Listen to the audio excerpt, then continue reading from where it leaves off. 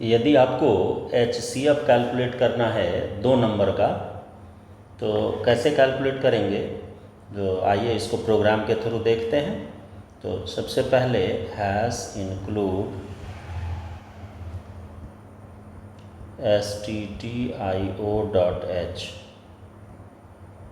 void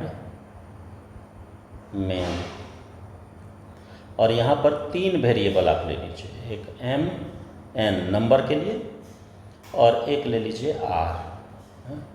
सबसे पहला काम कीजिए कि m और n में नंबर इनपुट कीजिए। इंटर एनी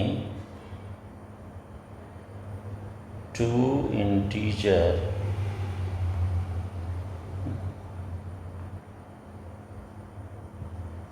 मैसेज दिए। अब देखिए यहाँ पर इन स्कैन कर लीजिए,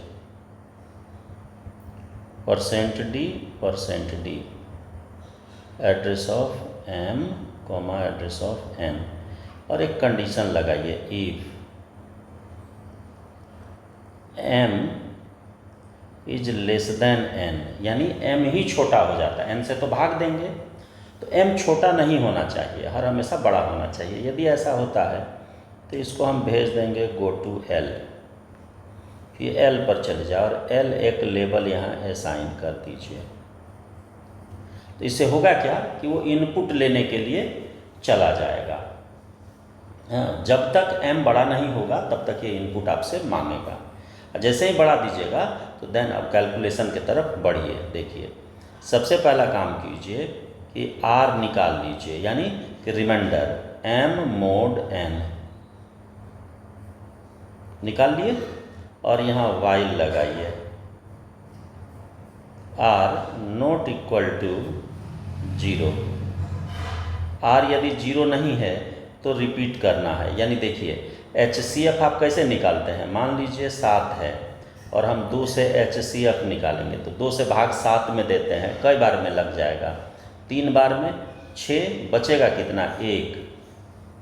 अब इस 1 में इसमें भाग देंगे, 1 से भाग देंगे किसमें, 2 में।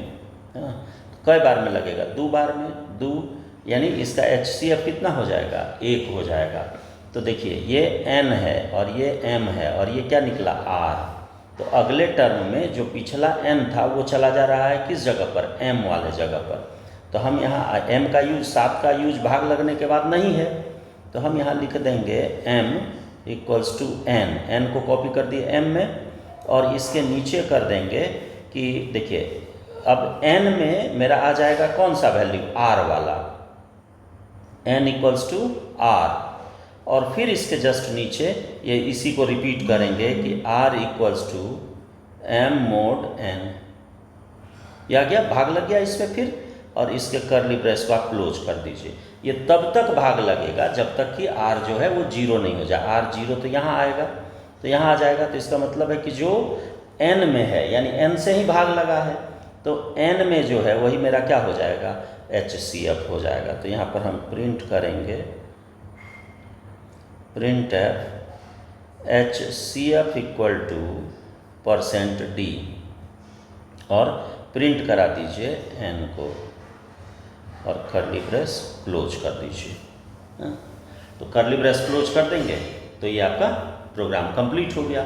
अब इसको आप कंपाइलर पर डालिए और कंपाइलर पर डाल करके एग्जीक्यूट कराइए। ये छोटा छोटा प्रोग्राम्स बहुत आसान होता है।